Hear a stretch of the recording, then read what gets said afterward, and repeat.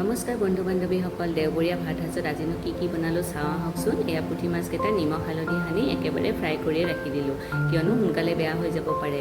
তেল গৰম হোৱাত গোটা মছলা দিলোঁ, সৰহকৈ পিঁয়াজ কাটি দি ৰঙচুৱা হোৱালৈ ভাজি ৰাখিলোঁ। এতিয়া মেৰিনেট কৰা মাংসখিনি দি দিলোঁ।